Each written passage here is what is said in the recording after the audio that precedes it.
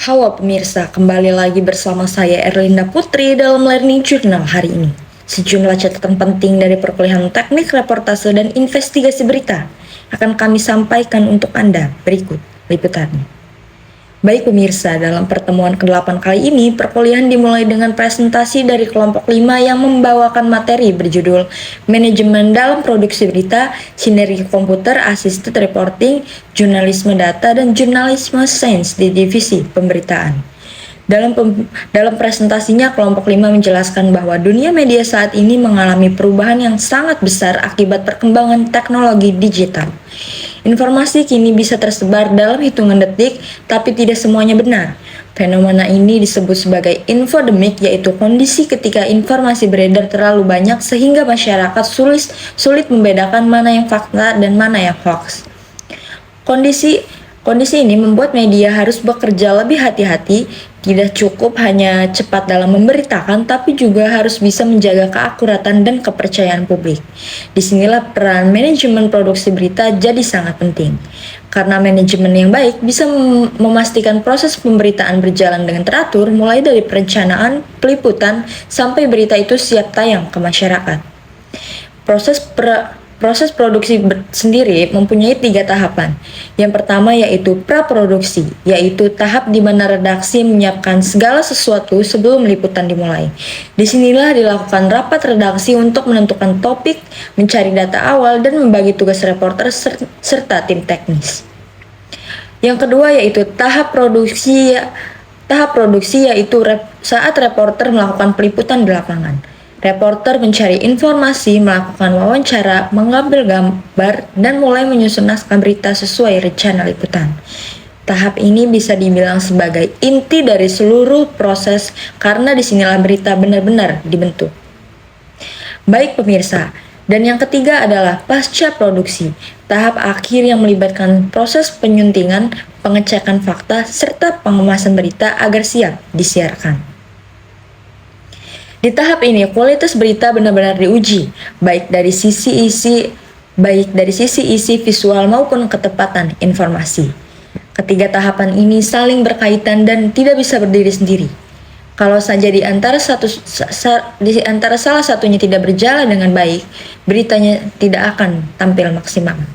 Selanjutnya yaitu, kelompok 5 juga menjelaskan tentang 3 metode penting yang dilakukan dalam praktik jurnalisme modern, yaitu Computer Assisted Reporting, Jurnalisme Data, dan Jurnalisme Sains. Perlu pemirsa ketahui, Computer Assisted Reporting merupakan teknik peliputan berbantuan komputer. Lewat metode ini, jurnalis bisa mengolah data dalam jumlah besar untuk menentukan pola atau fakta tersembunyi di balik suatu peristiwa. Misalnya ketika membahas kasus korupsi, jurnalisme bisa memakai data keuangan pemerintah untuk menelusuri kejanggalan anggaran. Dengan cara ini, berita yang disajikan jadi lebih akurat dan berbasis bukti nyata. Selanjutnya yaitu jurnalisme data. Fokusnya terhadap penggunaan data berbagai sumber utama berita, bukan sekedar pelengkap, yaitu jurnalis dituntut untuk bisa mengumpulkan data dari berbagai sumber, lalu membersihkan, menganalisis, dan menyajikan secara menarik. Visualisasi data seperti grafik atau infografik jadi bagian penting untuk masyarakat agar bisa memahami isu yang rumit dengan cara yang sederhana. Beberapa media di Indonesia seperti Tempo, Kata Data, dan Tirto ID jadi contoh nyata penerapan jurnalisme data ini. Kemudian yang terakhir yaitu jurnalisme sains. Jenis jurnalisme ini berperan dalam membatani dunia ilmiah dengan masyarakat umum.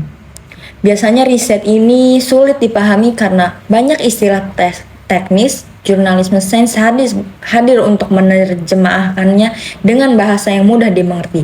Contohnya saat pandemi COVID-19, banyak jurnalisme sains membantu masyarakat memahami informasi soal vaksin, kesehatan, dan penelitian medis secara benar, bukan dari kabar yang belum jelas sumbernya. Ketiga pendekatan ini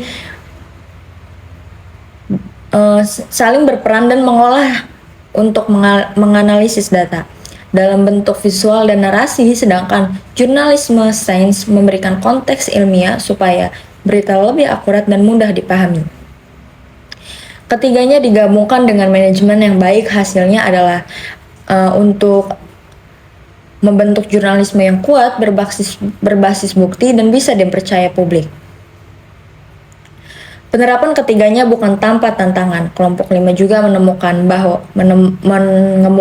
bahwa masih banyak jurnalisme yang belum benar-benar memahami konsep dasar CAR. Dan dengan cara menggunakan alat bantu data, selain itu masih ada kesenjangan kemampuan antara jurnalisme umum, analisis data, dan jurnalisme sains. Masalah lainnya adalah minimnya pelatihan dan keterbatasan waktu. Proses liputan berbasis data atau research science memang butuh waktu lebih lama dibandingkan liputan biasa. Sementara media menuntut kecepatan tayang, sehingga banyak jurnalis yang akhirnya tidak sempat untuk melakukan analisis yang mendalam. Baik pemirsa, itu dia Learning Journal hari ini. Saya Erlinda Putri, pamit undur diri dan sampai jumpa lagi di Learning Journal berikutnya.